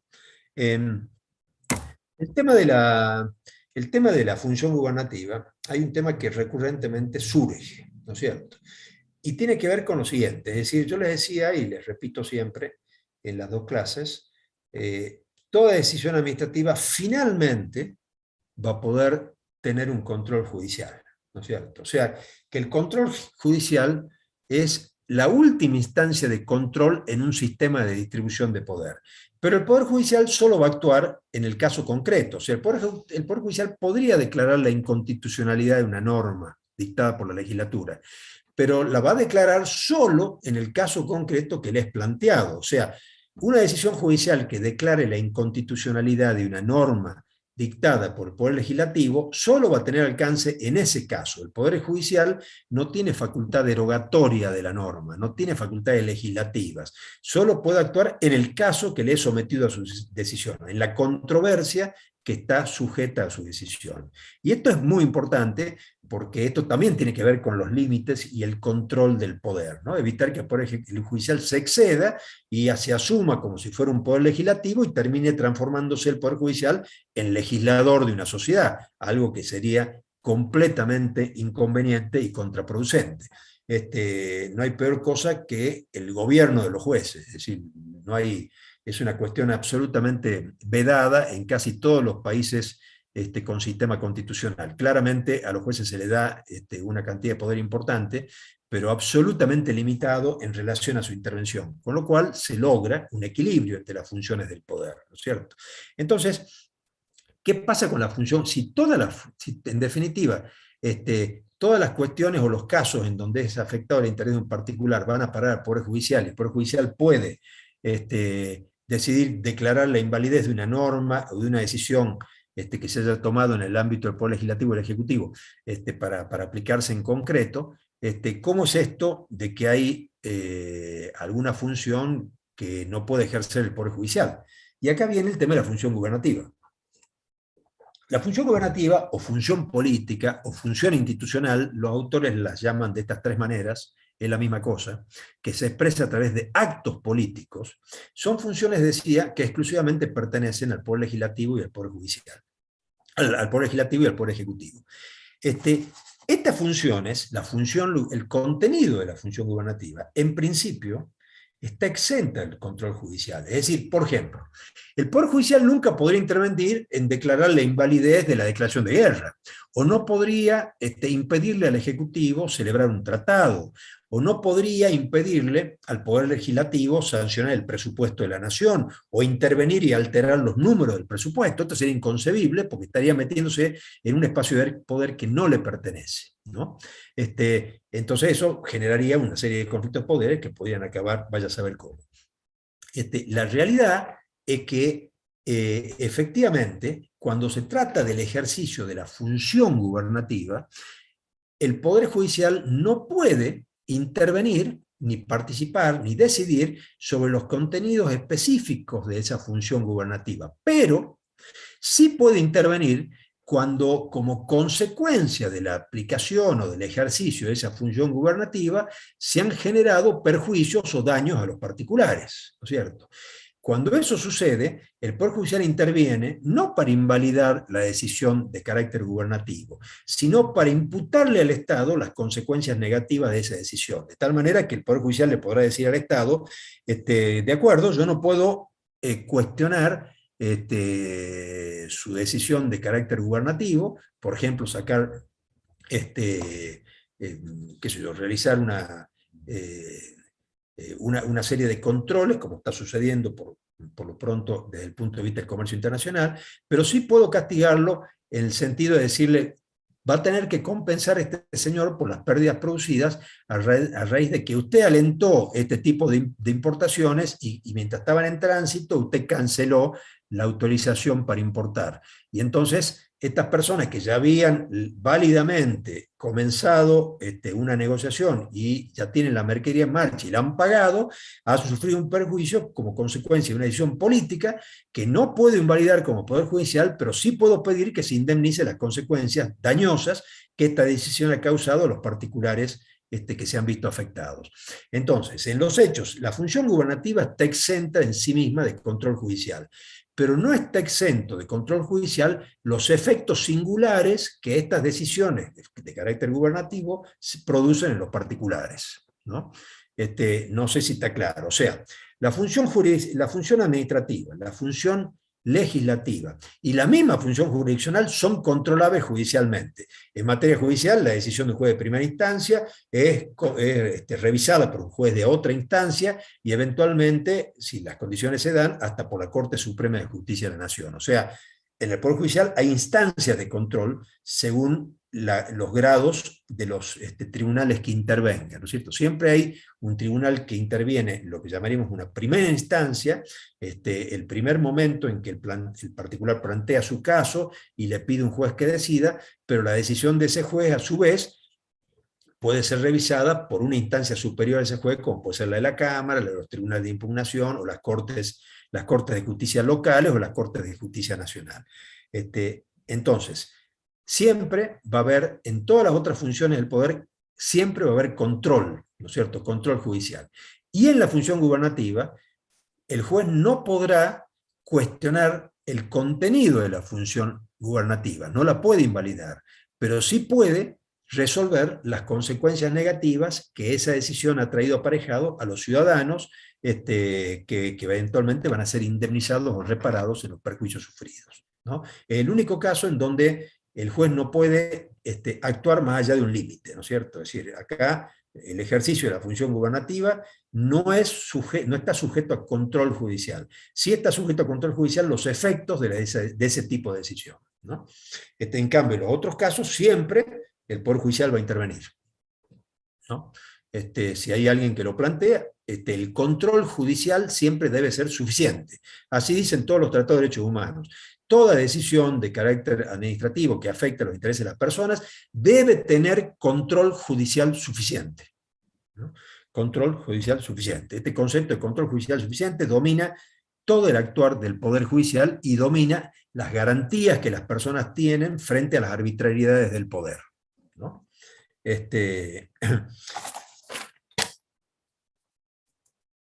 Vamos al punto de la función jurisdiccional, ¿no? Como mención, el poder jurisdiccional es, yo les decía, el poder decir el derecho. O sea, cuando hablamos de función jurisdiccional, estamos hablando que alguien decide una controversia y a esa decisión tiene la fuerza legal suficiente para imponerse y hacerse cumplir, de manera coactiva, sea por el Poder Ejecutivo o por el Judicial. El Poder Judicial, la naturaleza de la función, digamos, cuando dicta una sentencia un juez, tiene esta fuerza de verdad legal expansiva y todo el mundo tiene que cumplirla. Pero en materia administrativa, cuando un órgano administrativo ha sido investido de la posibilidad de intervenir en una función jurisdiccional, en ese caso, aun cuando esté correctamente emitida la decisión de ese órgano administrativo, siempre va a haber control judicial suficiente. O sea, no hay ninguna decisión administrativa, sea del carácter que sea, aún siendo jurisdiccional, que no esté sujeta a control del Poder Judicial. La única cosa es que hay algún tipo de decisión administrativa que va a tener un control judicial más limitado. Por ejemplo, cuando ustedes les imponen una multa por circulación o por mal estacionamiento, van a parar al Tribunal Administrativo de Faltas, ¿no? El Tribunal Administrativo de Faltas les pone una sanción y hay una vía judicial de control de ese tribunal ante los juzgados correccionales. O sea, si usted está disconforme con la aplicación de una sanción por un Tribunal Administrativo de Faltas, va a interponer un recurso que se llama recurso directo, y eso va a ir a parar a un juez correccional que va a emitir la decisión final. Si usted es un profesional que está inscripto en el Consejo Profesional de Ciencias Económicas, va a estar sujeto a las regulaciones del Tribunal de Ética. Si usted incurre en una falta ética en su profesión y causa perjuicio en particular, el particular lo denuncia ante el Tribunal de Ética del Consejo Profesional, y el Consejo Profesional va a instruir las actuaciones, va a tener usted la posibilidad de defenderse y aportar la prueba, pero si el tribunal entiende que usted ha incurrido en una falta, le va a aplicar una sanción. La sanción puede ir desde una multa hasta una suspensión de la matrícula por determinado tiempo, ¿no es cierto? En algunos casos la suspensión puede ser bastante larga, hasta un año. En esos casos, si usted está disconforme, usted puede interponer lo que se llama un recurso directo ante un juzgado contencioso administrativo, porque se trata de una sanción administrativa que va a parar un juzgado contencioso administrativo, que va a ser a donde usted se va a poder defender con amplitud, pero la decisión que tome el juzgado va a ser definitiva. Es decir, se habrá ejercitado en este caso lo que llamamos control judicial suficiente. Frente a una decisión de tipo jurisdiccional que toma un órgano administrativo, como puede ser un tribunal de ética, el control judicial suficiente se hace a través de un recurso de apelación directo que va a parar al juzgado contencioso administrativo. Es decir, siempre hay control judicial suficiente, sea que el ejercicio de la función jurisdiccional esté atribuido a un órgano administrativo, o sea que esté atribuido al mismo Poder Judicial, en donde hay, como consecuencia del procedimiento respectivo, una serie de recursos que uno puede interponer para controlar las decisiones del juez que primero ha intervenido, ¿no es cierto? Así que, como les decía, les repito, porque alguien preguntó, me pidió que lo repita. Quiero que me manden a través de correo electrónico, por el foro de consulta que está en la plataforma, la respuesta breve de no más de 3 líneas de cualquiera de las preguntas que están contenidas en el punto B del cuestionario, que hace referencia a preguntas con respuestas abiertas. 2, no más de 2. Preferentemente prefiero que lo hagan en grupo, esto me va a dar una pauta, si no ponen el nombre no importa, a mí me interesa que me den la pauta, no, es decir, traten de responder razonando, porque las respuestas no son siempre tan matemáticas como aparecen en el sistema con el buscador de Google, digamos, ¿no?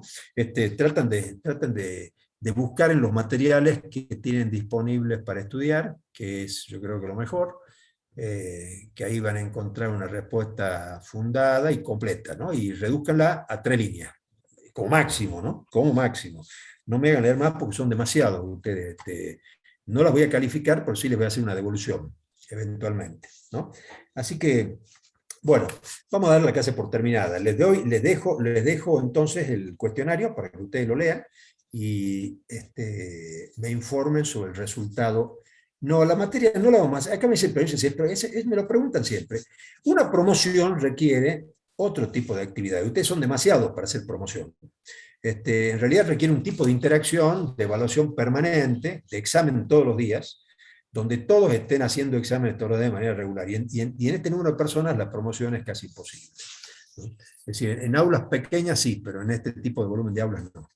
Así que no es promocionable, se rinde con un examen final. Hay 2 parciales, digamos, la condición de esta materia no es la asistencia, es rendir los 2 parciales, aprobar los 2 parciales.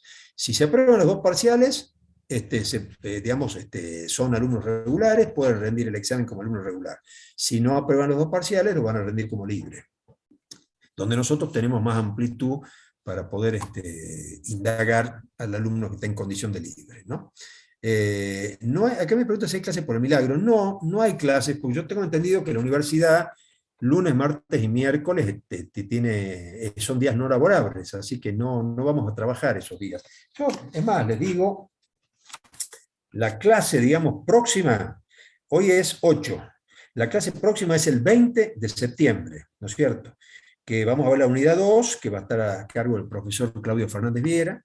Y en esa clase van a ver digamos, cuando nosotros analizamos la cantidad de días disponibles para clase. Sí, perdón, alguien quiere hablar. Adelante.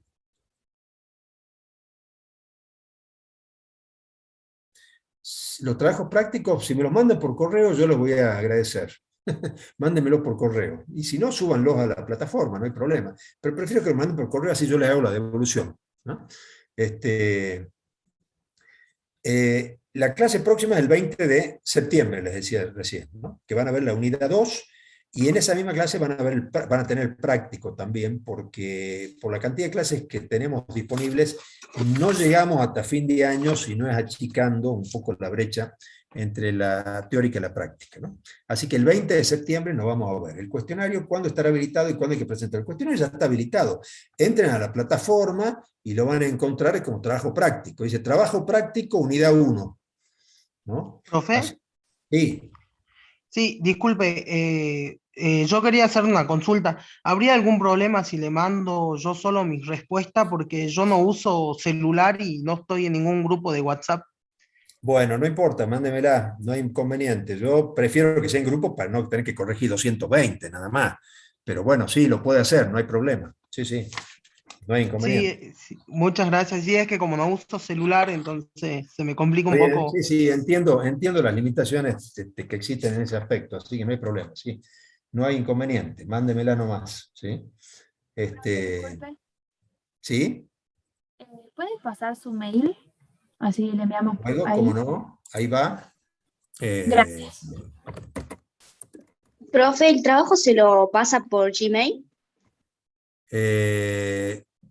Yo tengo un Hotmail, pero si no me lo pasa a la plataforma. Si no me lo deje en la plataforma, pero yo yo le estoy poniendo acá mi correo electrónico. Alfredo_Puig@hotmail, ¿sí? Ese es mi... Si me la mandan antes del viernes, mejor. Y si no, bueno, será la semana que viene. Pero mande básicamente para que no se acumule, porque está bien, ahora tenemos un paréntesis hasta el 20, o sea que tenemos un tiempo laxo como para poder hacerlo, digamos. Así que no le voy a exigir, pero que sea antes de la clase que viene. Tiene que ser antes de la clase que viene, ¿sí? Ahí está mi correo para el que quiera tenerlo, ¿no? Sí, ya se lo acabo de poner. ¿Algo más? Bueno, finalizamos aquí. Cualquier cosa me escriben, ¿sí? Que tengan una buena semana. Y para los creyentes, feliz milagro, ¿sí? Gracias, profe. Hasta luego. Adiós, hasta luego. Gracias, profe. Adiós. Adiós, hasta luego. Que tengan buena semana.